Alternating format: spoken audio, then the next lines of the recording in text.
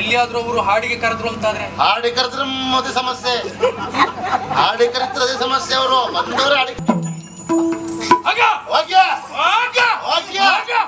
ನೀವು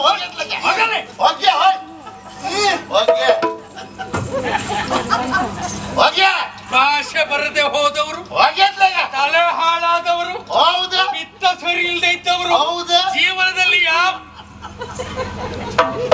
ಭಾಷೆ ಇಲ್ಲ ಹೋದವರು ನಮಗೆ ಹೇಳ್ತಾರೆ.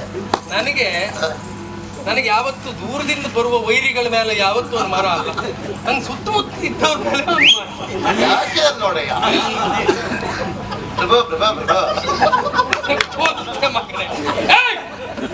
ಹುಡುಕುದು ಬೇಡ. ನಮ್ಮಲ್ಲಿ ಇದ್ರಲ್ಲ ಕೃಷ್ಣನ ಪತ್ನಿಯರು, ಅವ್ರನ್ನ ಕರೀತೆ. ಕಾಗಂಡಿ ಕಲ್ಲ ಹೊಡೆದಾಗ ಆಯ್ತು, ಒಂದು ಹಿಂಡಿದ್ದು ಮರ ಮುಸೋತಿಲ್ಲ. ಇದು ನಿಮ್ ಬಾವನ ಮಗಳಿಗೆ ಮದುವೆ ಅಂತ. ಇದ ಸುಂಕ ವಸೂಲಾತಿ ಕೇಂದ್ರದಲ್ಲಿ ಹುಟ್ಟಿದ್ದು. ಅದೇ ಕೃಷ್ಣ ಹೇಳ್ತಿಲ್ಲ. ಇದು ಕೃಷ್ಣ ಮಡದಿ ಅವಳು ಜಾಂಬೋತಿ ಇರ್ಬೇಕು. ಜಾಂಬೋತಿ ಹಾಗೆ ಜಾಂಬೋತಿ ಆಯ್ತು ಈಗ.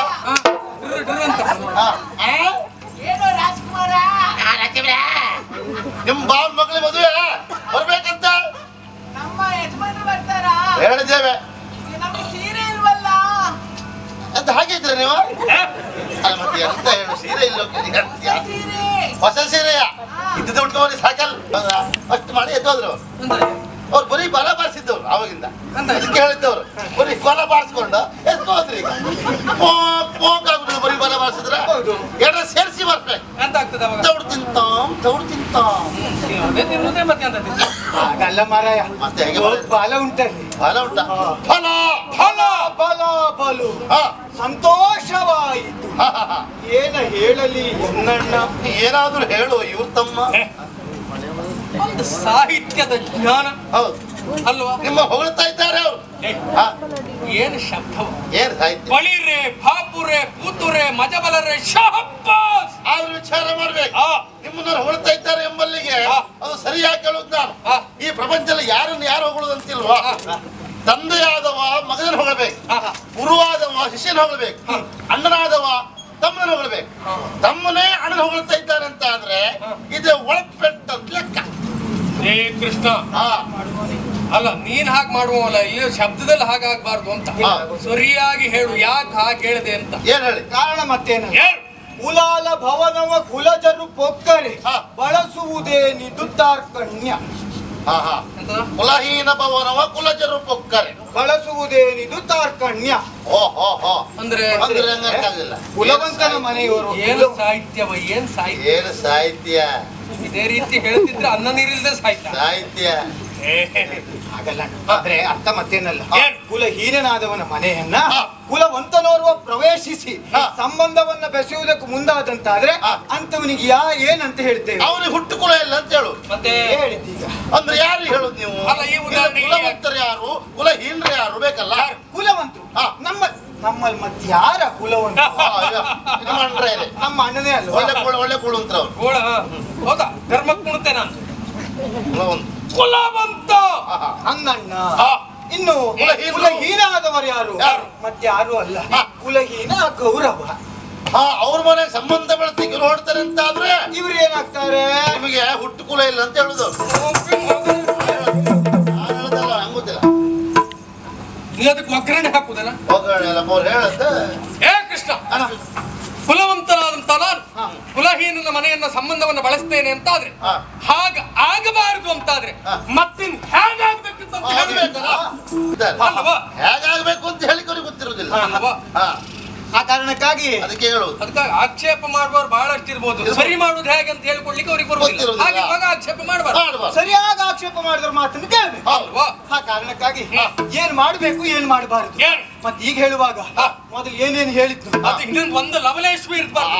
ಮೊದಲು ಹೇಳೋ ಶಬ್ದ ಒಂದು ಬರ್ಲಿಕ್ಕಿಲ್ಲ. ಈಗ ಒಂದು ಬರುದು ಯಾವ ಸಾಹಿತ್ಯ ಬರ್ಲಿಕ್ಕಿಲ್ಲ. ಅವ್ರಿಗೆ ಆಗುದಿಲ್ಲ. ಅದು ಹೇಳಿದೆ ಹೇಳಿದ್ರೆ ಆಗುದಿಲ್ಲ ಅವ್ರಿಗೆ. ಅಣ್ಣ ಏನು ಮನೆ ಅಂಗಳದೊಳು ಕಲ್ಪ ತರುವಿರೆ ವನದೊಳು ಅಣಗಿಡಗಳ ಬಯಸಿ ವನದೊಳಗನ ಗಿಡಗಳ ಬಯಸಿ ತನು ಬಳಲಿಕೆಯಲ್ಲಿ ತೊಳಲ್ವರೆ ತುದಿಯಲ್ಲಿ ಘನಪರಾಕ್ರಮಿಗಳು ಪಂಥದಲ್ಲಿ. ಏನು ಸಾಹಿತ್ಯ, ಏನು ಸಾಹಿತ್ಯ, ಏನು ಸಾಹಿತ್ಯ, ಏನು ಸಾಹಿತ್ಯ. ಹೀಗೆ ಆದ್ರೆ ಏನೋ ಇಲ್ಲಿ ಸಾಹಿತ್ಯ ನಿಮ್ಗೆ ಅರ್ಥ ಆಗಿದಾವ? ನಿಂಗ್ ಗೊತ್ತಾಯ್ತಾ? ನಿಮ್ಗೆ ಗೊತ್ತಾರ ನಂಗೆ ಗೊತ್ತಾಗ ಏನು ಹಾಗಂದ್ರೆ ಸಾಹಿತ್ಯ ಹೇಳದಲ್ಲಿ ಆಗಿಲ್ಲ ಅರ್ಥ ಗೊತ್ತಿರ್ಬೇಕು. ಏನು ಏನು ಅಣ್ಣ ಅವ್ರಿಗೆ ಗೊತ್ತಿಲ್ಲ ಅಂತಲ್ಲ ಮತ್ತೆ ಮತ್ತೆ ಅವ್ರಿಗೆ ನಂಗೆ ಅವ್ರಿಗೆಲ್ಲ ಬೇಕು ಗೊತ್ತಾಗ್ತದೆ ಅಲ್ಲ ಹೇಳಿ ಅಣ್ಣ ಮತ್ತೇನಲ್ಲ ಮನೆಯಲ್ಲಿ ಕಲ್ಪವೃಕ್ಷ ಇರುವಾಗ ವನಕ್ಕೆ ಹೋಗಿ ಅಲ್ಲಿರುವಂತ ಒಣ ಕಾಸರ್ಕಲ ಗಿಡವನ್ನ ತಂದು ಅದನ್ನ ತಲೆ ಕೆಳಗಾಗಿ ನೆಟ್ಟು ಅದರ ಸುತ್ತ ಕಟ್ಟೆಯನ್ನ ಕಟ್ಟಿ ಅದಕ್ಕೆ ನೀರನ್ನ ಎರೆಯುವಂತವನಿಗೆ ಏನು ಅಂತ ಹೇಳುವುದು? ಅವನಿಗೆ ಏನಂತ ಹೇಳುದಂತ ನಿಮ್ ಲೆಕ್ಕದಲ್ಲಿ ಅವ ತಲೆ ಸರಿ ಇಲ್ಲದೆ ಹೋದ ಹುಚ್ಚ ಅಂತ ಹೇಳುದು. ಹುಚ್ಚ ಆಗ ಹುಚ್ಚಲ್ಲ ಮತ್ತೆ ಮನೆ ಅಂಗಳದಲ್ಲಿ ಕಲ್ಪ ತರುವಂತ ತೆಂಗಿನ ಮರ ಅಂತ ಹೇಳುದಲ್ವ ನೀವು? ಹೌದು. ತೆಂಗಿನ ಮರಕ್ಕೆ ಕಲ್ಪ ತರುವಂತ ಹೇಳುದು ಯಾಕೆ? ವರ್ಷದಲ್ಲಿ 12 ತಿಂಗಳು ಫಲ ಕೊಡುವ ಮರ ಯಾವುದು ಕೇಳಿದ್ರೆ ತೆಂಗಿನ ಮರ. ಅನುಮಾನವೇ. ಒಂದು ವಸ್ತುವನ್ನು ಬಿಸಾಡುವಾಗಿಲ್ಲ, ಪ್ರತಿಯೊಂದು ಪ್ರಯೋಜನ ಬರ್ತದೆ ಅದು. ಹಾಗಾಗಿ ಅದಕ್ಕೆ ಕಲ್ಪ ತರುವ ಅಂತ ಹೇಳುವುದು. ಹಾಗೆ ಅಂತ ಒಂದು ತೆಂಗಿನ ಮರ ಮನೆಯಲ್ಲಿರುವಾಗ ಅದನ್ನ ಸರಿಯಾಗಿ ಉಪಯೋಗಿಸಿಕೊಳ್ಳುವುದರ ಬದಲಾಗಿ ಒಣಗಿದ್ದ ಕಾಸರ್ಕಿನ ಗಿಡವನ್ನು ತಂದು ತಲೆ ಕೆಳಗೆ ಮಣ್ಣಟ್ಟು ನೀರಿರ್ತಾನೆ ಅಂತ ಆದ್ರೆ ಅಂತವನಿಗೆ ಹುಚ್ಚ ಅಂತ ಹೇಳುದಾ? ಸುಮ್ಮನೆ ನೀವು ಆಗ ಹುಚ್ಚಲ್ಲ, ಆಗ ಸರಿ ಇದ್ದಾವ. ಅವನಿಗೆ ಗೊತ್ತಿರ್ತದೆ ಇದು ಯಾವ್ದಕ್ಕೂ ಪ್ರಯೋಜನ ಬರುವುದಿಲ್ಲ ಅಂತಲ್ಲ, ಕೊನೆ ಕಾಲದಲ್ಲಿ ಹುಚ್ಚಿಡಿದ್ರೆ ಬೇಕಾಗ್ತದೆ ಅಂತ. ಈ ಕಾಸರ್ಕಿನ ತುಂಡು ಮಾಡಿ 2 ಹೊಟ್ಟೆ ಮಾಡಿ ಅದು ತ್ವಾಳ ಅಂತ ಹೇಳುದು. ಜೋರು ಹುಚ್ಚಿಡಿದ್ರೆ ಕಾಲು ಸಿಕ್ಕಿಸಿ ಇಟ್ರೆ ಹುಚ್ಚು ಕಡಿಮೆ ಆಗ್ತದೆ ಅಂತ. ಸತ್ತೇ ಹೋಗಿ ಯಾರು ಹಾಗಲ್ವಾ? ಆವತ್ತಿನ ಅಪ್ಪಯ್ಯ ಹೇಳಿ ಹೋಗಿದ್ದ ಎಂತ ಇದೊಂದು ಮಾಡಿಸಿಟ್ಟಿದ್ದೆ ನನ್ನ ಮಗಂಗ ಆ ಸಮಯಕ್ಕೆ ಕೊಡಿ ಅಂತ ಹೇಳಿದ್ದು. ಹಾಗೆ ಉಂಟು. ಹಾಗೆ ಉಂಟಲ್ಲ ಅದ ನೋಡು. ನಂಗ ಯಾರಿಗ ನೋಡುವ ಈಗ ಅವ್ರ ಕೇಳುವ ವಿಷಯ ಅಂತ ಅಣ್ಣ ಇಲ್ಲಿ ಕಲ್ಪತರು ಅಂತ ಹೇಳಿದ್ರಿ ಯಾರು? ಒಣ ಕಾಸರ್ಕಿನ ಮರ ಅಂತ ಹೇಳಿದ್ರಿ ಯಾರು? ಯಾವ ನೆಲೆಯಲ್ಲಿ ಇದನ್ನು ಹೇಳ್ತೇನೆ ಹೇಳ. ಇಲ್ಲಿ ಕಲ್ಪತರು ಅಂತ ಹೇಳಿದ್ರೆ ನಮ್ಮ ಪ್ರೀತಿಯ ಅಭಿಮನ್ಯು ಮನೆ ಅಂಗಳದಲ್ಲಿ ಮನೆ ಅಳಿಯ ನಮ್ಮಲ್ಲಿ ಇರುವಲ್ವಾ, ಸೋದರಿಕೆಯ ಸಂಬಂಧ. ಅವನಿರುತ್ತ ಕಾಸರ್ಕನ ಗಿಡ ಅಂದ್ರೆ ಕೌರವನ ಮಗನಾಗಿರುವಂತಹ ಲಕ್ಷಣ. ಅವನಿಗೆ ಕೊಟ್ಟು ಇವ್ರು ಮದುವೆ ಮಾಡ್ತಾರೆ ಅಂತ ಆದ್ರೆ ಇವರು ಇದು ಕೋಳ ನಿನ್ ಕೂತ್ಗೆ ಕೊಡ್ತೆ. ನೀನು ಅದಲ್ಲ ಬೇಡ, ನೀನು ಮದುವೆಗೆ ಬರ್ತೀಯೋ ಇಲ್ಲ ಅನ್ನೋದೇ ಅಷ್ಟು ಬೇಕು. ಬರುವ ಪೂರ್ವದಲ್ಲಿ ಇನ್ನೊಂದು ಮಾತುಂಟು, ಅದೇ ಹೇಳ. ಏನು ಏನು ಮತ್ತೇನಲ್ಲ. ಎತ್ತಲು ಗುರುಕುಲ ಎತ್ತಲು ಯಾದವ ಎತ್ತಲು ಪರಿಣಯದ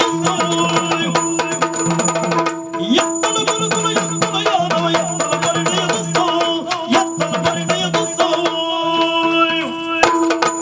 ಎತ್ತೆತ್ತಲು ನಾ ಕಾಣೆನು ಕಡೆಯಲ್ಲಿ ಮರೆಯುಂಜೆಯ ಎತ್ತೆತ್ತಲು ನಾ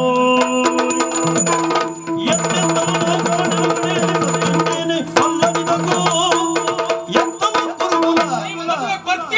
ಎತ್ತಲು ಗುರುಕುಲ ಎತ್ತಲು ಯದುಕುಲ ಎತ್ತಲು ಪರಿಣಯದುತ್ಸವವು. ಹಸ್ತಿನಾವತಿಯಲ್ಲಿ ಗುರುಕುಲ, ದ್ವಾರಕೆಯಲ್ಲಿ ಯದುಕುಲ, ಇಲ್ಲಿಯ ಪರಿಣಯದುತ್ಸವವು. ಎತ್ತೆತ್ತಲು ನಾ ಕಾಣೆನು ಭುವಿಯಲ್ಲಿ ಮೃತ್ಯುಂಜಯನೇ ಬಲ್ಲನಿ. ನಾಲ್ಕನೇ ಮದುವೆ ಇದೆ ಎರಡನೆಯ ಅಲ್ಲಪ್ಪ. ಕಾಣೆನು ಮೃತ್ಯುಂಜಯನೇ ತಾಬಲ್ಲ. ಮೃತ್ಯುಂಜಯನಿಗ ಅಪ್ಪ ನಾನು, ಮೃತ್ಯುಂಜಯನ ಅಪ್ಪ ಇವರು. ಮತ್ತೆ ಇವ್ರು ಬಲ್ಲರು. ಯಾಗ ಬಲ್ರ ಅಲ್ಲ ಬಲ್ಲರು. ಅದಲ್ಲ ಬೇಡ, ಉಳಿದು ಪುರಾಣ. ನೀವು ಬರ್ತಿಲ್ಲ. ನೀವು ಮದುವೆ ಬರ್ತೀಯಲ್ಲ? ಅಲ್ಲ ಬಾವಂದಿರ್ ಬರ್ತಾರ? ಅವ್ರಿಗೆ ಹೇಳ್ತೇವೆ. ತಂಗಿ ಸುಭದ್ರೆ ಅದು ಪ್ರತ್ಯೇಕ ಹೇಳಲಿಕ್ಕೆ ಹೋಗಿಲ್ಲ ಮರ ನಾವು. ಮತ್ತೆ ಲೇಖನಲ್ಲಿ ಬರೆಸಿದ್ದೆ ಸಕ್ಕುಟ್ಟು ಕುಟ್ಕುಟ್ಟು ಸಕ್ಕುಟ್ಟು ಕುಟ್ಕುಟ್ಟು ಸಕ್ಕುಟ್ಟು ಕುಟ್ಕುಟ್ಟು ಕುಟ್ಟು. ಅದೊಂದು ಬೀಳಲಿಲ್ಲ ನೋಡು. ಸಕುಟುಂಬ ಸಕಲ ಪರಿವಾರ ಸಮೇತರಾಗಿ ಬರತಕ್ಕದ್ದು. ಹಾಗೆ ಬರ್ಸಿ ಹಾಕಿದ್ದೇವೆ, ಪ್ರತ್ಯೇಕ ಹೇಳಲಿಕ್ಕೆ ಅಂತ ಇಲ್ಲ ಅಲ್ಲಿ. ಅವರಿಗೆಲ್ಲ ಬರೆದು ಹಾಕಿದ್ರು. ಅಪ್ಪ ಅಮ್ಮ ಬರ್ತಾರ? ಹೇಳ್ರಾಯ್ತು ಮರ್ರ ಅಂದ್ರು ಬಂದ್ರೆ. ನಮ್ಮ ಮನೆಯವರೆಲ್ಲ ನಿಮ್ಮ ಮನೆಯವ್ರ ಸುದ್ದಿ ಹೇಳ್ರಿ ಸಾಕು. ಅವ್ನು ಹೇಳಿದ್ದು ಈಗ ನೀ ಬರ್ತೀಯಲ್ಲ?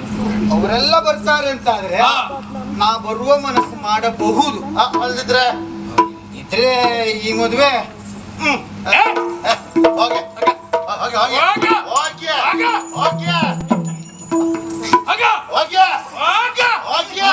ಹೋಗಿ ನೀವು ಹೋಗಿ ಹೋಗಿ ಹೋಗಿ ಹೋಗಿ ಭಾಷೆ ಬರದೆ ಹೋದವರು, ಹೋಗಿ ತಲೆ ಹಾಳಾದವರು, ಹೌದು, ಪಿತ್ತ ಸರಿ ಇಲ್ಲದೆ ಇದ್ದವರು, ಹೌದು, ಜೀವನದಲ್ಲಿ ಯಾವ ಭಾಷೆ ಇಲ್ಲ ಹೋದವ್ರು ನಮಗೆ ಹೇಳ್ತಾರೆ. ನನಗೆ ಯಾವತ್ತು ದೂರದಿಂದ ಬರುವ ವೈರಿಗಳ ಮೇಲೆ ಯಾವತ್ತು ಒಂದು ಮರ ಅಲ್ಲ, ನಂಗೆ ಸುತ್ತಮುತ್ತ ಇದ್ದವ್ರ ಮೇಲೆ ಒಂದು ಮರ. ಯಾಕೆ ಅದು ನೋಡಯ್ಯ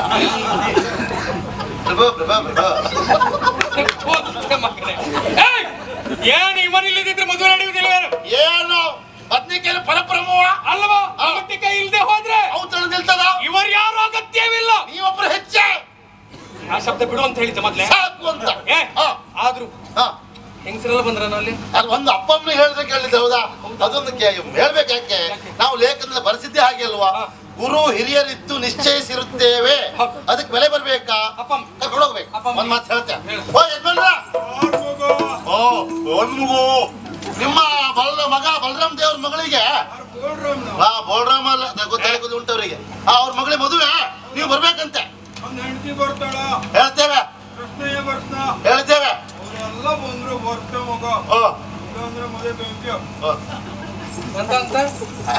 ರಗಳೆ ಕರ್ಕೊಂಡು ಹೋಗುದ್ರೆ ರಗಳೆ.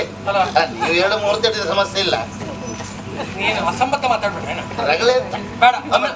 ಅಮ್ಮನಿಗೆ ಇದು ನಿಮ್ಮ ಮಗನ ಮಗಳಿಗೆ ಮದುವೆ ಬರ್ಬೇಕಂತೆ, ಬಲರಾಮ್ ದೇವ್ರ ಮಗಳಿಗೆ. ಹೌದು,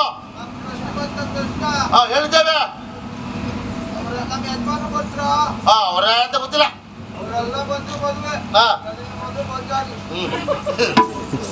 ಇಂಥವ್ರೆಲ್ಲ ಕರ್ಕೊಂಡು ಹೋಗುದಾ? ಯಾರು ಇಲ್ಲ ಅಂತ ತಲೆಬಿಸಿ ಮಾಡುವುದು ಬೇಡ. ಆದ್ರೂ ಬಂದವರನ್ನ ಸ್ವಾಗತಗೊಳಿಸಿ ಎದುರುಗೊಳ್ಳಿಕ್ಕೆ ಹೆಂಗಸರು ಬೇಕೆ. ಎಲ್ಲಿಯಾದ್ರೂ ಅವ್ರು ಬಂದಿದ್ದಾರೆ ಆ ಕಡೆ ಇಲ್ಲಿ, ಅಲ್ವೇನಾ? ನಾವು ಹೊಡ್ಕೊಂಡು ಹೋಗ್ಲೇಬೇಕು ಕಲಶ ಕಲ್ಯಾಣಿಯನ್ನ. ಎಲ್ಲಿಯಾದ್ರೂ ಅವರು ಹಾಡಿಗೆ ಕರೆದ್ರು ಅಂತಾದ್ರೆ ಹಾಡಿ ಕರೆದ್ರೆ ಅದೇ ಸಮಸ್ಯೆ. ಹಾಡಿ ಕರಿತ್ರ ಅದೇ ಸಮಸ್ಯೆ. ಅವರು ಬಂದವರು ಹಾಡಿ ಕರಿತ್ರವ್ರು ಎಂತ ಮಾಡುದ? ಈಗ ಎಂತ ಮಾಡುವುದು? ಕೆಲಸ ಮಾಡುವ. ಯಾಕೆ ಹೆಂಗಸರು ಹುಡುಕುವುದು ಬೇಡ. ನಮ್ಮಲ್ಲಿ ಇದ್ರಲ್ಲ ಕೃಷ್ಣನ ಪತ್ನಿಯರು, ಅವ್ರನ್ನ ಕರೀತೆ. ಓಯ್ ಅಮ್ಮ ಅಮ್ಮ ಅಮ್ಮ ಕಾಗಂಡಿ ಕಲ್ಲು ಹೊಡೆದಾಗಾಯ್ತು. ಒಂದು ಹಿಂಡಿದ್ದು ಮರ ಮುಸೋತೇನೆ. ಯಾಕೆ ಇದು ನಿಮ್ಮ ಬಾವನ ಮಗಳ ಮದುವೆ ಅಂತ. ಇದ ಸುಂಕ ವಸೂಲಾತಿ ಕೇಂದ್ರದಲ್ಲಿ ಉಂಟಿದ್ದು. ಅದೇ ಕೃಷ್ಣ ಹೇಳ್ತಿಲ್ಲ. ಇದು ಕೃಷ್ಣ ಮಡದಿ ಅವಳು ಜಾಂಬವತಿ ಇರ್ಬೇಕು. ಜಾಂಬವತಿ ಹೇಗೆ? ಜಾಂಬವತಿ ಇದೆ ಆಯ್ತು ಈಗ.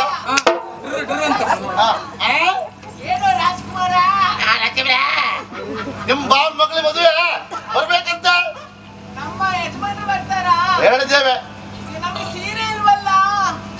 ಅಂತ ಹಾಗೆ ಇದ್ರೆ ನೀವು ಅಲ್ಲ ಮತ್ತೆ ಎಂತ ಹೇಳು? ಸೀರೆ ಇಲ್ಲ, ಹೊಸ ಸೀರೆಯ ಇದ್ದ ಉಟ್ಕೊಂಡು ಸಾಕಲ್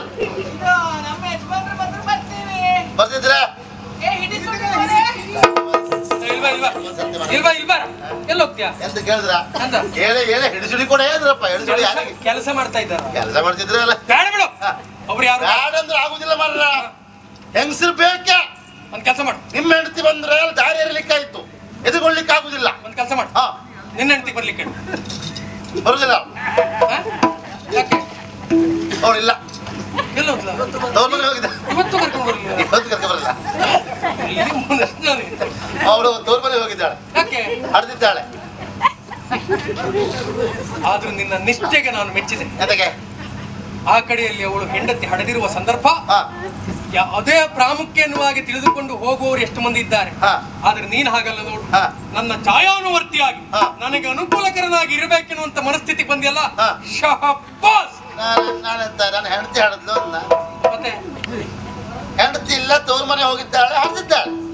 ಹೆಂಡತಿ ಅಲ್ವಾ? ಹೆಂಡತಿ ಅಲ್ಲ, ಹೆಂಡತಿ ಅಮ್ಮ ಹಾಡ್ದದ್ದು. ಅತ್ತೆ ಮುಂದೆ ಇನ್ನು ಮುಗಿಲ್ಲ ಅಂತ ಸುಮ್ಮನೆ ಬೇಡ ಅಂತ ಹೇಳಿ. ಆದ್ರೂ ಮರ್ಯಾದೆ ಪ್ರಶ್ನೆ ಎಲ್ಲಾದ್ರೂ ಬಂದ್ರು ಹಾಡಿ ಕರೆದ್ರು ಅಂತಾದ್ರೆ